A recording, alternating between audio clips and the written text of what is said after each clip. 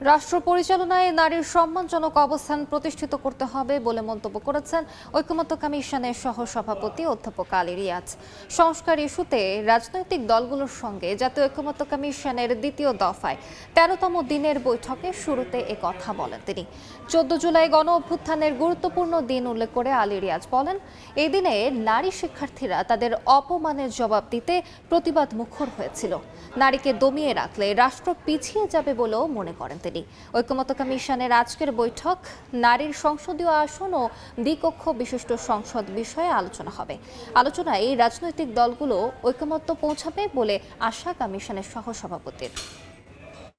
রাজনীতিতে রাষ্ট্র গঠনের আইন প্রণয়নে প্রাতিষ্ঠানিকভাবে নারীকে মর্যাদার সঙ্গে অংশগ্রহণের পথ আমরা তৈরি করতে পারবো। সে জায়গায় আমরা এক জায়গায় আসতে পারবো, ঐকমত্য তৈরি করতে পারবো, সেটা আমরা আশা করি। তাদের গৌরবোজ্জ্বল ভূমিকার কারণে আন্দোলন যেভাবে বেগবান হয়েছিল সে কথা স্মরণ করে তাদের যে ভূমিকা, সেই ভূমিকাকে যেন আমরা প্রাতিষ্ঠানিক রূপ দিতে পারি বাংলাদেশের রাষ্ট্র পুনর্গঠনের ক্ষেত্রে। সেজন্যই আমরা মনে করি যে প্রাতিষ্ঠানিকভাবেই সাংবিধানিকভাবেই সমতার মর্যাদায় নারীকে অভিযুক্ত করার জন্য আমাদের ব্যবস্থা গ্রহণ করা দরকার।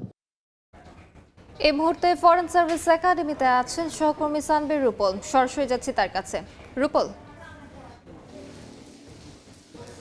অধ্যাপক আলী রিয়াজের সভাপতিত্বে দ্বাদশ দ্বিতীয় দফার ১৩তম দিনের আলোচনা চলছে এবং এই বৈঠকটি সকাল 10:30টায় শুরু হওয়ার কথা থাকলেও সেটি সকাল 11:15টার দিকে পৌঁছেছে। তবে এখনও পর্যন্ত বিএনপির কোনো প্রতিনিধি উপস্থিত হয়নি বৈঠকে এবং অন্যান্য দলের প্রতিনিধিরা তারা উপস্থিত হয়েছেন এবং তাদের উপস্থিতিতেই বৈঠকটি শুরু হয়েছে। আজকে দুইটি আলোচনার বিষয়বস্তু রাখা হয়েছে, একটি হচ্ছে সংসদে নারী আসন এবং অন্যটি দ্বিকক্ষ বিশিষ্ট সংসদ। এবং এর মধ্যে দ্বিকক্ষ বিশিষ্ট সংসদের বিষয়ে আলাপ আলোচনা হয়েছিল এবং নারী আসনের বিষয়েও আরও একদিন আলোচনা উঠেছিল, তবে সেদিন তার কোনো সুরাহা হয়নি এবং আজকে সেটি ঐক্যমতে পৌঁছতে পারবেন বলে আশা প্রকাশ করেছেন জাতীয় ঐক্যমত্য কমিশনের সহসভাপতি অধ্যাপক আলী রিয়াজ।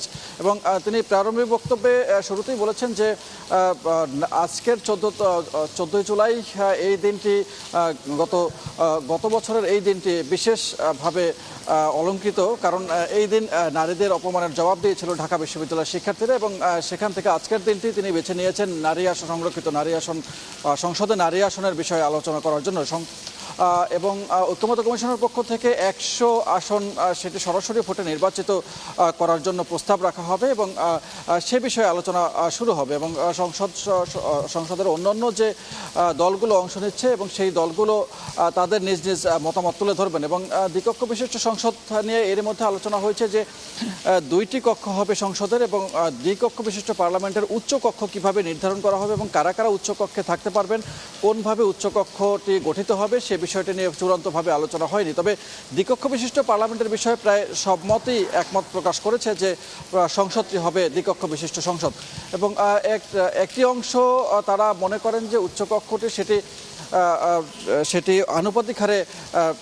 আনুপাতিক হারেই উচ্চকক্ষটি গঠিত হবে এবং আরেকটি পক্ষ তারা আসলে উচ্চকক্ষটি আনুপাতিক হারে গঠন করার জন্য কিছুটা দ্বিধাবিভক্ত অবস্থায় আছে। তবে তাদের নিজ নিজ দলের সাথে আলোচনা করে আবারও যাতে আলোচনায় অংশগ্রহণ করতে পারে সে বিষয়ে কিন্তু ঐক্যমত্য কমিশন তারা এর মধ্যে তাদেরকে বলেছিল এবং এই মুহূর্তে আলোচনা চলছে এবং আলোচনাটি বিকেলবেলা শেষ হবে এবং বিকেলবেলা আলোচনা শেষ করার পরে তাদের রাজনৈতিক দলগুলো নিজ নিজ অবস্থান তারা তুলে ধরবেন এবং এর পাশাপাশি ঐক্যমত্য কমিশনের সংস্কার কমিশনের সহসভাপতি তিনিও আজকের পুরো বিষয়টি নিয়ে ব্রিফ করে জানিয়ে দেবেন। এই ছিল এখন পর্যন্ত ঐক্যমত্য কমিশনের সভা থেকে সবশেষ তথ্য। সরাসরি যুক্ত ছিলাম ফরেন সার্ভিস একাডেমিতে।